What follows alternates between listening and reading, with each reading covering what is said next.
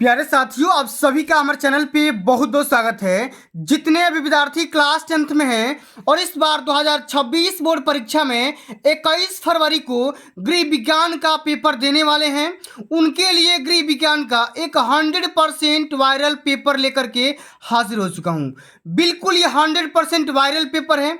और साथियों, आज के इस वीडियो के माध्यम से आप सभी का गृह विज्ञान वाले पेपर में 70 में 70 मार्क्स पूरा हो जाएगा, ठीक ना। क्योंकि बच्चों, इस वीडियो के माध्यम से आप सभी का पूरा गृह विज्ञान का पेपर लीक करने वाला हूं।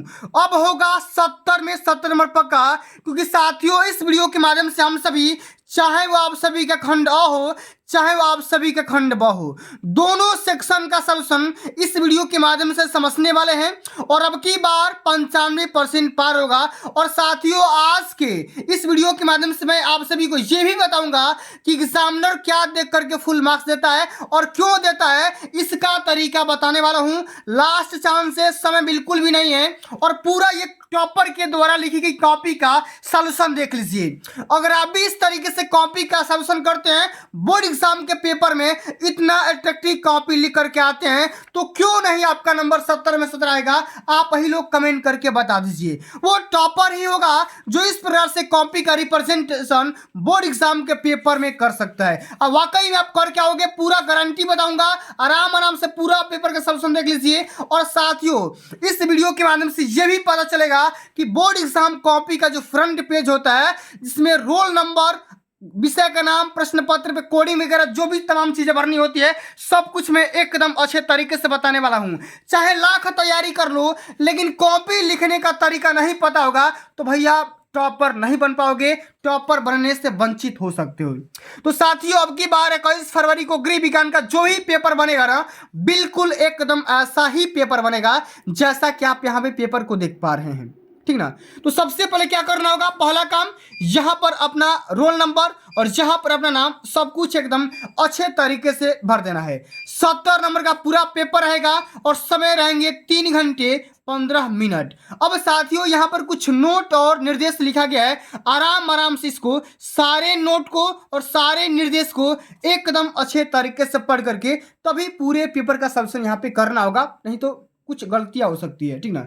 चलिए बात करेंगे खंड अ, जिसमें अब बहुविकल्पी क्वेश्चन रहेंगे। और कितने रहेंगे, 20 नंबर के 20 बहुविकल्पी सेक्शन यहाँ पे क्वेश्चन रहेंगे, ठीक ना, इस वाले सेक्शन से।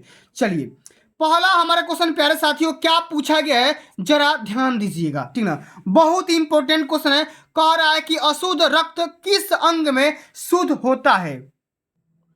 4 ऑप्शन दिए गए हैं, हृदय में, फेफड़े में, अमाशय में और यकृत में। अशुद्ध जो आपका रक्त होता है, ठीक ना, वो कहाँ पे प्यूरिफाई होता है, शुद्ध होता है, वो आपको बताना है। तो भैया वो होता है फेफड़ा में। कहाँ पे होता है, फेफड़ा में। यानी कि सेकंड वाला ऑप्शन यहाँ पे बिल्कुल करेक्ट आंसर हो जाएगा। स्टार लगा लीजिए। सारे क्वेश्चन को एकदम अच्छे से तैयार करेंगे। और अब की बार का टारगेट कितना है, 95% मार्क्स लाना, ठीक ना। चलिए, अगला हमारा क्वेश्चन प्यारे बच्चों पूछा गया है कि एक स्वस्थ सामान्य मनुष्य के शरीर का तापमान कितना डिग्री फ़ारेनहाइट होता है। 94 डिग्री फ़ारेनहाइट, 96 डिग्री फ़ारेनहाइट या 98.4 डिग्री फ़ारेनहाइट या 98 डिग्री फ़ारेनहाइट। अब जल्दी से कमेंट करके बता दीजिए कि एक स्वस्थ मानव शरीर का तापमान कितना डिग्री फ़ारेनहाइट होता है। तो होता है प्यारे साथियों 98.4 डिग्री फ़ारेनहाइट। मतलब कि तीसरा वाला जो ऑप्शन होगा बिल्कुल यहाँ पे करेक्ट आंसर हो जाएगा। अब साथियों, ये फ़ारेनहाइट में ना पूछ करके अगर सेल्सियस में पूछ देता तो कितना बताते, तो आप बताते 37 डिग्री सेंटीग्रेड। कितना बताते, 37 डिग्री सेंटीग्रेड बताते। अगला हमारा क्वेश्चन क्या पूछा गया, जरा ध्यान दीजिएगा कि यदि 1 किलोग्राम आम का दाम 70 रुपया है तो 11 किलोग्राम आम का दाम क्या होगा। अब प्यारे साथियों, क्या करना होगा, यहाँ पे 70 में आपको क्या करना होगा, 11 से गुणा कर देना होगा। 11 0 0, 11 7 77, मतलब कि 770 रुपया निकल कर क्या जाएगा। तीसरा वाला ऑप्शन बिल्कुल यहाँ पे करेक्ट आंसर हो जाएगा। इसी तरीके से सारे क्वेश्चन को साथियों एकदम अच्छे से बारीकी से समझेंगे और खंड ब का सॉल्यूशन तो एकदम धुआंधार स्टाइल में समझेंगे, ठीक ना। परेशान होने की कोई आवश्यकता नहीं है। आराम आराम से हम यहाँ पे टॉपर के तरीके से पूरा पेपर सॉल्व करेंगे। चलिए, अगला क्वेश्चन बोल रहा है कि ऊनी वस्त्र धोने के लिए किसका प्रयोग करना चाहिए? नहाने के साबुन, सर्फ, या कपड़े धोने का साबुन, या रीठे का घोल का। ठीक ना, तो भैया ऊनी वस्त्र धोने के लिए हम किसका इस्तेमाल करते हैं? रीठे के घोल। ठीक ना, चौथा ऑप्शन यहाँ पे बिल्कुल करेक्ट आंसर हो जाएगा। ये वाला ऑप्शन याद रखिएगा और पेपर में धुआं धुआं कर देना इस बार। ठीक ना, चलिए अगला क्वेश्चन पूछ रहा है बच्चा कि मच्छर कौन सा रोग फैलाते हैं? बताइए, मच्छरों के काटने से कौन सा रोग होता है आपको बताना है। मलेरिया, हैजा, चेचक या टाइफाइड? तो भैया मच्छर के माध्यम से, मच्छर के काटने से मलेरिया नामक रोग होता है। पहला वाला ऑप्शन यहाँ पे बिल्कुल करेक्ट आंसर हो जाएगा। समझ गए ना? चलिए अगला क्वेश्चन क्या बोल रहा है जरा ध्यान दीजिएगा। एक एक क्वेश्चन को एक कदम अच्छे तरीके से पढ़ना होगा, समझना होगा कि बर्फ की टोपी का प्रयोग क्यों करते हैं, किस लिए करते हैं बताइए। अधिक रक्तदाब में, तीव्र दर्द में, तीव्र ज्वर में, या उपयुक्त सभी? बताइए, बर्फ की टोपी का इस्तेमाल हम कब करते हैं साथियों? हम करते हैं तीव्र ज्वर होने पर। कब करते हैं? तीव्र ज्वर होने पर करते हैं, ताकि हमारे बॉडी का टेम्परेचर डाउन हो जाए। क्या हो जाए? ताकि हमारे बॉडी का टेम्परेचर डाउन हो जाए, नीचा हो जाए। ठीक ना, चलिए बात करेंगे। अगला क्वेश्चन पूछा गया है कि घर की सफाई महत्वपूर्ण है किसके लिए भैया? शारीरिक स्वास्थ्य के लिए, मानसिक स्वास्थ्य के लिए, सुख की प्राप्ति के लिए, या उपयुक्त सभी के लिए? अब क्या हो जाएगा? हम घर की सफाई क्यों करते हैं बताइए तो। शारीरिक स्वास्थ्य के लिए सही बात है, मानसिक स्वास्थ्य के लिए ये भी सही बात है, सुख की प्राप्ति करने के लिए ये भी सही बात है, यानी कि उपयुक्त सभी इस क्वेश्चन का यहाँ पे करेक्ट आंसर हो जाएगा। समझ गए ना? चलिए अब आगे देख लेते हैं। अगला क्वेश्चन क्या पूछा गया है? बोला गया क्वेश्चन कि घर की सजावट का अर्थ क्या होता है बताइए। पर्दे लगाना, फूलों से सजाना, चित्रों से सजाना, या साफ व सुव्यवस्थित रखना? बताइए, तो घर का सजावट का अर्थ ये होता है कि आप तो पहले घर को सफाई करिए, साफ रखिए और सुव्यवस्थित ढंग से रखेंगे, तो हम क्या करेंगे? उसको मानेंगे, हम उसी को घर की सजावट मान लेंगे। ठीक ना, क्या मानेंगे? हम उसी को घर की सजावट मान लेंगे। ठीक ना, चलिए अब अगला हमारा क्वेश्चन प्यारे साथियों पूछा गया, जरा ध्यान दीजिएगा। एक एक क्वेश्चन इंपॉर्टेंट है, तभी जाकर के 95% मार्क्स आएगा। ठीक ना, आप लोग वीडियो का लाइक कर दीजिएगा, ठीक ना, शेयर भी कर दीजिएगा, और चैनल पे जुड़े हैं ना सब्सक्राइब कर दीजिए, क्योंकि आप लोग बाद में भूल जाते हो। ठीक ना, चलिए नील का प्रयोग करते हैं रंगीन वस्त्रों में, सफेद सूती वस्त्रों में, ऊनी वस्त्रों में, या रेशमी वस्त्रों में? ठीक ना, बताइए नील का प्रयोग किस प्रकार के वस्त्रों में किया जाता है? तो हम सफेद प्रकार के सूती वस्त्रों में करते हैं, मतलब कि सेकंड वाला ऑप्शन क्या हो जाएगा? यहां पर करेक्ट आंसर हो जाएगा। समझ गए ना?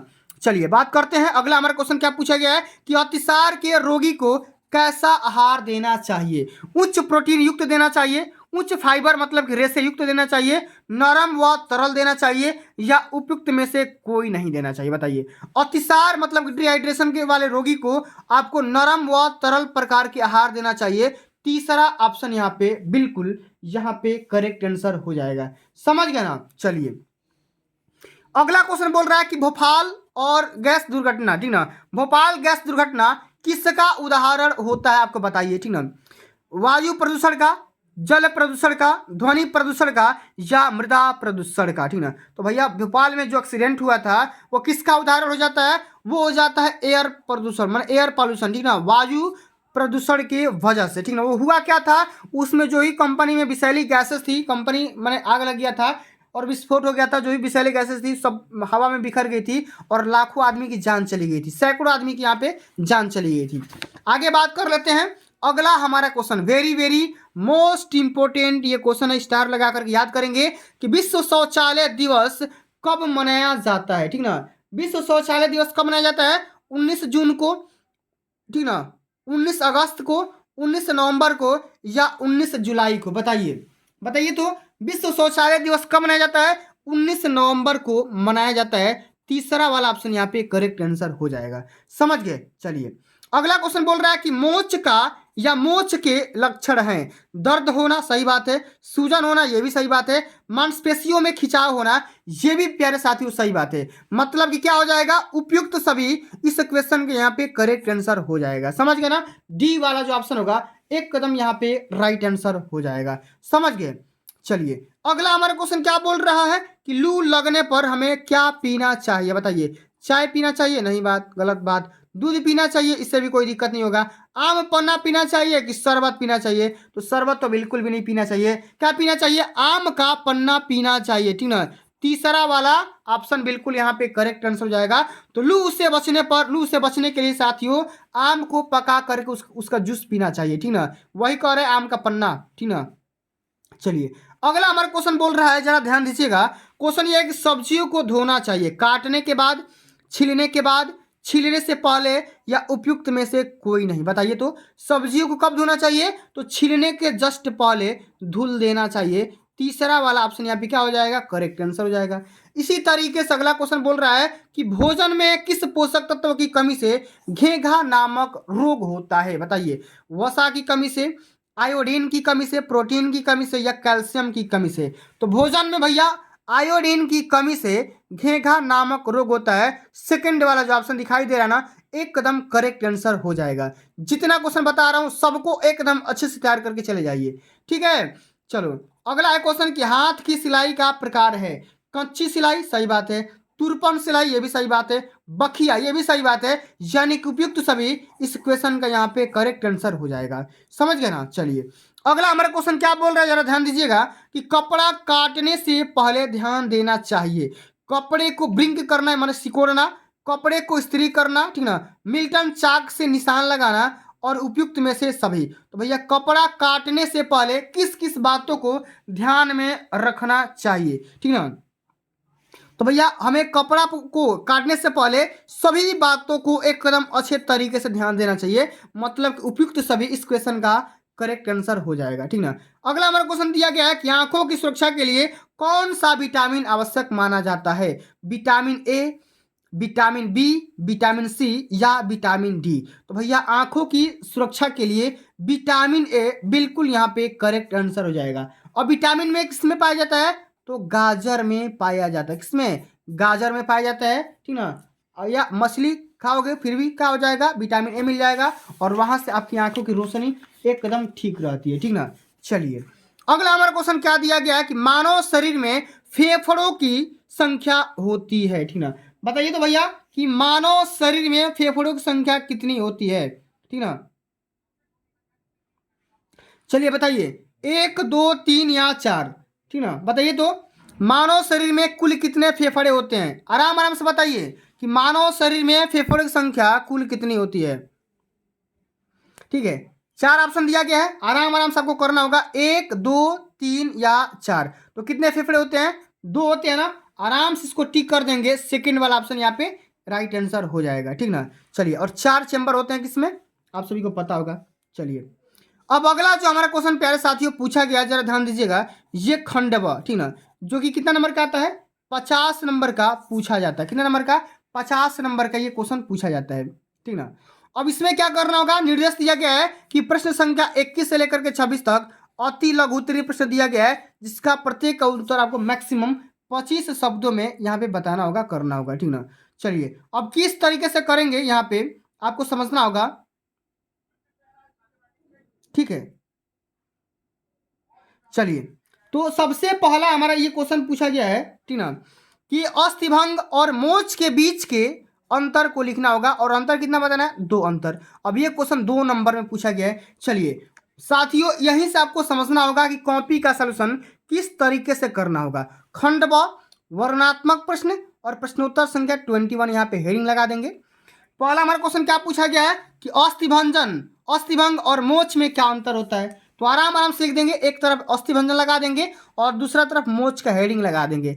और इस तरीके से भैया कॉपी लिख दोगे ना, तो मैं गारंटी मैं लेता हूं कि 70 में 70 तुम्हारा कहीं नहीं जाएगा, कहीं से नहीं जाएगा, ठीक है। लेकिन भैया ऐसा बोला जाता है कि first impression is the last impression. जितना ज्यादा कॉपी में, ठीक ना, इंप्रेशन बना करके रखोगे उतना ज्यादा नंबर मिलेगा, ठीक ना। चलिए इसमें लिखेंगे अस्थिभंग क्या होता है। तो अस्थिभंग अस्थियों में होती है, हड्डियों में होती है, मतलब कि हड्डियां जब आपस में क्रैक होती है, टूट जाती है, उसी को हम अस्थिभंग बोलेंगे।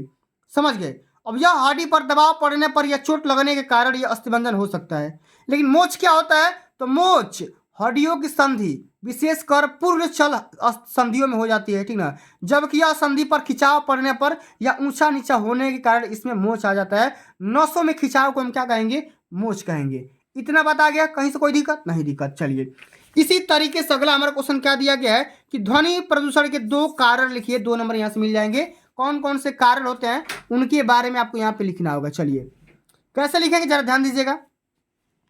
इसमें लिखेंगे कि ध्वनि प्रदूषण परिवहन के साधन जैसे कि बस हो, ठीक ना, ट्रक हो, रेल हो, वायुयान हो, स्कूटर हो आदि के द्वारा होता है, ठीक ना। और धड़धड़ाते हुए वाहन कर्कश स्वर देकर शोर उत्पन्न करते हैं। ये सभी क्या हो सकते हैं, ध्वनि प्रदूषण के कारण हो सकते हैं भैया, ठीक ना। इसी तरीके से उसका एग्जाम्पल लिखना होगा, पूरा तरीका समझाना होगा। तो पहला कारण तो ये हो गया। दूसरा कारण ये हो सकता है कि वायुयान, सुपरसोनिक विमान व अंतरिक्ष यान भी ध्वनि प्रदूषण फैलाते हैं, या जो भी हम मिसाइल वैसेल रॉकेट वॉकेट छोड़ते हैं ना, वो भी क्या हो सकते हैं, ध्वनि का प्रदूषित कर सकते हैं, ठीक ना। इस तरीके से अब अगला हमारा क्वेश्चन क्या पूछा गया जरा ध्यान दीजिएगा। ये वाला क्वेश्चन 23 नंबर क्वेश्चन। एक एक क्वेश्चन का सॉल्यूशन एक कदम जब अच्छे तरीके से करोगे तो एग्जामिनर का मन गदगदा जाएगा और पूरा नंबर दे देगा, ठीक ना। चलिए कह रहा है कि अपनी सिलाई मशीन की सुरक्षा के 2 उपाय लिखिए। कौन कौन से उपाय है यहाँ पे समझाना होगा। लिखेंगे प्रश्नोत्तर संख्या 23 में सिलाई मशीन की सुरक्षा के 2 उपाय। सबसे पहला क्या होता है कि नियमित साफ सफाई और तेल डालना और मशीन को ढक करके रखना है। ये 2 तरीके हो सकते हैं, 2 उपाय हो सकते हैं। आराम आराम से इसको लिख देंगे, ठीक है।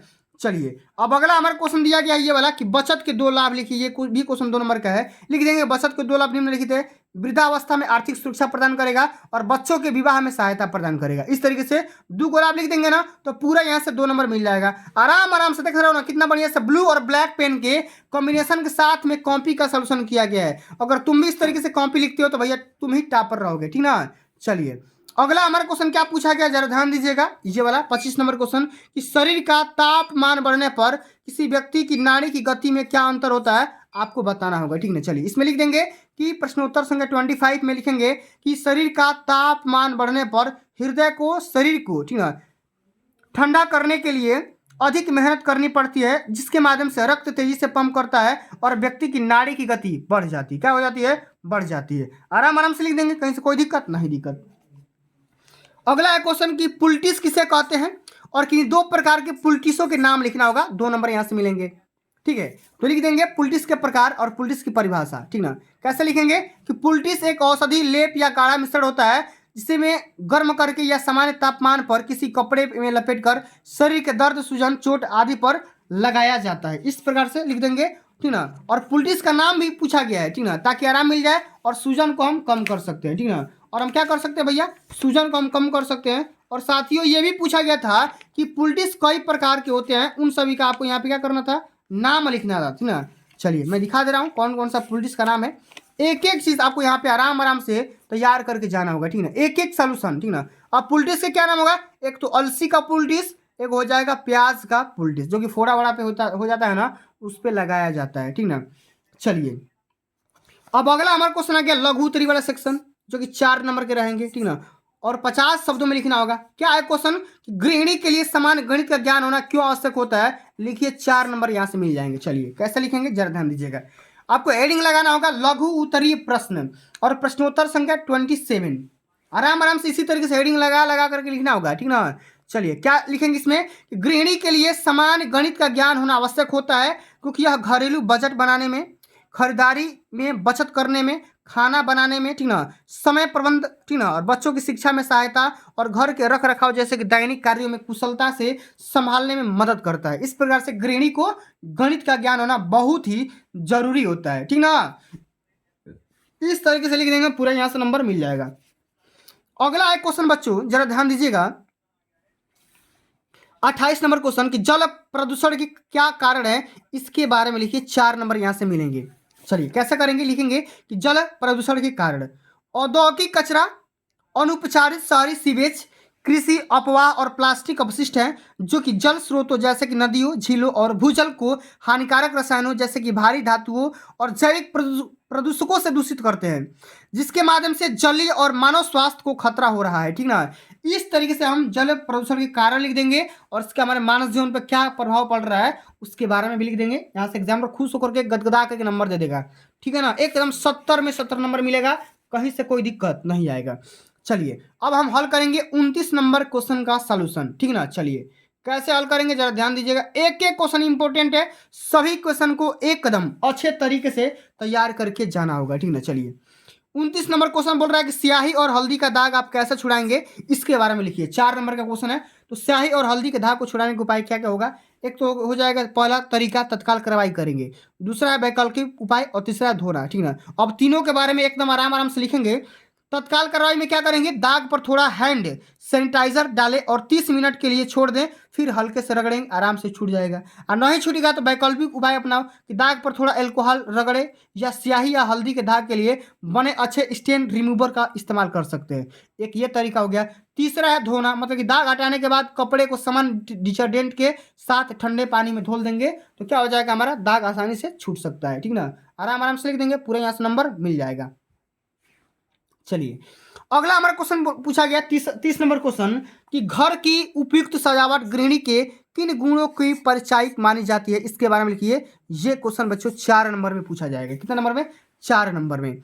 इसमें लिखेंगे कि घर की उपयुक्त सजावट एक गृहिणी के सौंदर्य बोध, रचनात्मकता, व्यवहारिकता, सामंजस्य स्थापित करने की क्षमता, स्वच्छता और मेहनत नवाजी जैसे कि गुणों को दर्शाती है, क्योंकि वह घर को सुंदर, आरामदायक, उपयोगी और अपने व्यक्तित्व के अनुरूप ढालती है, जिसके माध्यम से घर में शांति और खुशी का माहौल बना रहता है, ठीक ना। इस प्रकार से घर की सजावट गृहिणी के गुणों की परिचायिका मानी जाती है, ठीक ना। तो भैया क्वालिटी होनी चाहिए, ऐसा नहीं कि घर में आए तो फिर परेशानी हो जाए, ऐसा नहीं, ठीक ना। चलिए अब अगला जो हमारा क्वेश्चन साथियों पूछा गया है, ये वाला क्वेश्चन 31 नंबर क्वेश्चन, आराम आराम से सॉल्व करेंगे, ठीक है। चलिए क्या है क्वेश्चन, सबसे पहले क्वेश्चन पढ़िए। क्वेश्चन कह रहा है कि अस्थिभंग से आप क्या समझती हैं और अस्थिभंग कई प्रकार के होते हैं, उसके बारे में आपको यहाँ पे लिखना होगा। चलिए लिखेंगे कि अस्थिभंग वह स्थिति है जब हड्डी की निरंतरता टूट जाती है या उसमें दरार आ जाती है, जो कि आमतौर पर किसी जोरदार झटके, गिरने, खेलकूद की चोट के कारण हो जाता है। आराम से अस्थिभंग की परिभाषा लिख देंगे। अब कौन कौन सा प्रकार होता है इसके बारे में लिख देंगे कि बंद अस्थिभंग, खुला अस्थिभंग, विखंडित अस्थिभंग, विस्थापित अस्थिभंग और अनुप्रस्थ अस्थिभंग। ये पांचों प्रकार के अस्थिभंजन के बारे में लिख देंगे। पूरा यहां से नंबर मिल जाएगा, कहीं से कोई दिक्कत नहीं होगा, समझ गए। चलिए अब अगला हमारा क्वेश्चन बहुत ही इंपॉर्टेंट क्वेश्चन है। अब ये जो सेक्शन रहेंगे, ये वाला दीर्घ उत्तरी वाला सेक्शन रहेंगे, जो कि 6 नंबर के रहेंगे और 100 शब्द में इसका सोल्यूशन करना होगा, ठीक ना। चलिए कैसे करेंगे जरा ध्यान दीजिएगा। इसमें सबसे पहला क्वेश्चन है कि विषाक्त भोजन किसे कहते हैं और इसका मानव स्वास्थ्य पर क्या प्रभाव पड़ता है, इसके बारे में लिखिए। यहाँ से 6 नंबर मिलेंगे। और नहीं तो अथवा करके एक और भी क्वेश्चन पूछा गया है कि पर्यावरण प्रदूषण किसे कहते हैं और पर्यावरण प्रदूषण के विभिन्न कारण के बारे में लिखिए। ये क्वेश्चन 6 नंबर के पूछे जाएंगे। अब दोनों को नहीं करना है, दोनों में से किसी एक क्वेश्चन का यहाँ पे सोल्यूशन करना होगा। तो हम यहाँ पे करेंगे विषाक्त भोजन वाला। विषाक्त का मतलब ही होता है जहरीला भोजन। क्या होता है, जहरीला भोजन। इसमें लिखेंगे कि वह दूषित भोजन या पेय पदार्थ जिसमें बैक्टीरिया, वायरस, परजीवी या रसायन होते हैं, जो खाने से पेट में, ठीक ना, और आंतों में संक्रमण या जलन हो जाती है और विषाक्त भोजन कहलाते हैं, ठीक ना, और हमारे लिए बीमारियां फैला सकते हैं। और इसका हमारे जीवन पे क्या प्रभाव पड़ता है, इसके बारे में समझते हैं। सामान्य लक्षण क्या होता है, उल्टी, दस्त, कभी कभी खून के साथ, ठीक ना, और पेट में ऐंठन, पेट दर्द और बुखार, ये तमाम प्रकार के लक्षण आ सकते हैं। इसका प्रभाव क्या पड़ेगा भैया, गंभीर प्रभाव। इसमें लिख देंगे निर्जलीकरण, कमजोर प्रतिरक्षा प्रणाली वाले रोग आ जाएंगे और दीर्घकालिक समस्याएं भी उत्पन्न हो सकती है। और कौन कौन सी समस्याएं आ सकती है, जैसे कि मान के चलिए कुछ मामलों में यह लंबे समय तक रह सकता है या गंभीर जटिलताएं पैदा कर सकती है, ठीक ना। इतना सारी समस्या को ये पैदा कर सकती है। चलिए अब अगला हमारा क्वेश्चन, ये 33 नंबर क्वेश्चन क्या बोल रहा है, जरा ध्यान दीजिएगा। एक एक क्वेश्चन इंपॉर्टेंट है, सभी को एकदम अच्छे से तैयार करके जाइए। क्या है क्वेश्चन कि भोजन पकाने का क्या उद्देश्य होता है और भोजन पकाने की विभिन्न विधियों के बारे में लिखिए। ये क्वेश्चन 6 नंबर का है। अनु तो ये बताओ कि अथवा करके दिया गया ना कि रोगी को रोग की अवधि में किस प्रकार का भोजन देना चाहिए और क्यों देना चाहिए। इन दोनों में से किसी एक क्वेश्चन के बारे में यहाँ पे लिखेंगे। तो हम यहाँ पे लिख देंगे रोगी को दिए जाने वाला भोजन और क्यों देते हैं, ठीक ना। लिखना होगा इसमें कि रोगी को रोग की अवधि में मतलब समय में हल्का, सुपाच्य, पौष्टिक और तरल पदार्थों से भरपूर भोजन देना चाहिए, जैसे दाल, खिचड़ी, दलिया, केले, उबले हुए आलू, ठीक ना, और सूप, क्योंकि यह शरीर को ऊर्जा देते हैं और पानी की कमी को पूरा करते हैं। तमाम प्रकार की बातों को लिख देंगे, आराम से यहाँ से 6 नंबर मिल जाएगा। और ऐसा भोजन देने का कारण क्या होगा, लिखेंगे ऊर्जा और पोषण युक्त होना, ठीक ना, पाचन में आसानी होना, रोग प्रतिरक्षा को बढ़ाना और मांसपेशिया में शिक भरी करना, ठीक ना। इस तरीके से हम क्या कर देंगे, इसका कारण भी लिख देंगे। अब अगला जो हमारा क्वेश्चन प्यारे साथी, ये 34 नंबर क्वेश्चन पूछा गया है, जरा ध्यान दीजिएगा। एक एक क्वेश्चन इंपॉर्टेंट है कि गांव की जनसंख्या 5,000 है, इसमें 30% पुरुष है और 25% स्त्रियां है और शेष बच्चे हैं। तो बच्चों की जनसंख्या परिकलित करना है, मतलब कि बताना होगा, ठीक है। चलिए कैसे करेंगे जरा ध्यान दीजिएगा, एक कदम आराम से करेंगे। यहाँ पे लिखेंगे कि गांव की जनसंख्या, क्या कर देंगे यहाँ पे लिख देंगे, गांव की जनसंख्या कितनी है भैया बताओ, 5,000 है, ठीक है। अब कह रहा है कि इसमें पुरुष है 30% और स्त्रियां कितना 25%, तो पुरुष का परसेंट यहाँ पे लिख देंगे 30%, स्त्री का परसेंट हम यहाँ पे लिख देंगे कितना है 25%, ठीक है। और बच्चे, शेष बच्चे हैं बता दो। अब शेष बच्चे हैं तो शेष बच्चे कितने परसेंट हो जाएंगे, सबसे पहले परसेंट बता दो। तो 100% में से इस दोनों को जोड़कर घटा देंगे, 30 + 25 को जोड़कर घटा देंगे, मतलब कि 100 में से हम क्या कर देंगे 55% घटा देंगे। तो कितना आ जाएगा भैया, ये आ जाएगा 45%। कितना आ जाएगा 45%। अब 45% कितना क्या आ गए, ये बच्चे आ गए। अब हम क्या करेंगे, बच्चों की संख्या निकाल लेंगे। हम यहाँ पे लिखेंगे कि अतः बच्चों की संख्या, क्या लिख देंगे, अतः बच्चों की संख्या। अब 5,000 का 45% निकाल लीजिए, ठीक ना, इतना चीज। तो 5,000 का माने गुणा 45% माने बटे में 100, तो 2 जीरो से 2 जीरो कैंसिल आउट, और 45 पचे कितना होता है 225, और 1 जीरो यहाँ पे आ जाएगा, मतलब कि 2250 यहाँ पे बच्चे आ जाएंगे। यही आप सभी का क्या हो जाएगा, उत्तर हो जाएगा। क्या हो जाएगा, यही आप सभी का आंसर हो जाएगा, उत्तर हो जाएगा। तो इस तरीके से आपको न्यूमेरिकल करना है और इसी तरीके से थ्योरी वाले क्वेश्चन को सॉल्व करना है, तभी जाकर के भैया पूरे मार्क्स मिलेंगे। और कॉपी का सॉल्यूशन मैंने बता दिया किस तरीके से करना है। रही बात कॉपी का फ्रंट पेज कैसे भरना है, तो ये देख लीजिए, इसी तरीके से आपको सुंदर और साफ अक्षरों में कॉपी का सॉल्यूशन करना है, तभी जाकर के भैया यहाँ से 70 में 70 नंबर मिलेगा। कोई मजाक की बात नहीं है, ऐसा नहीं मिलता है, ठीक ना। आराम से इसको 2-3 बार देख लीजिए, पेपर से पहले रट्टा मार लीजिए, याद कर लीजिए जितना भी मैंने ये क्वेश्चन बताया हुआ है, ठीक ना। तो चलिए बच्चों, आज के लिए बस इतना ही। अगर ये वीडियो आप सभी को अच्छी लगी होगी, हेल्पफुल लगी होगी, तो वीडियो को क्या करना होगा, आप लोग वीडियो को लाइक करना भूल गए हो तो लाइक कर दीजिए, शेयर नहीं किया है तो शेयर भी कर दीजिए, और जो भी बच्चा चैनल पर नया होगा वो सब्सक्राइब कर देगा। और कमेंट करके बताइए कि किस टॉपिक पे या किस विषय पे वीडियो चाहिए, आप लोग जल्दी से कमेंट करके बता दीजिए। 823 IC कोड वाले पेपर का सॉल्यूशन एक कदम अच्छे से देख लीजिएगा, क्योंकि पेपर में आने का यही कोड छपने का ज़्यादा चांस है, ठीक ना। चलिए मिलते हैं अगली वीडियो में, तब तक के लिए जय हिंद, जय भारत, वंदे मातरम।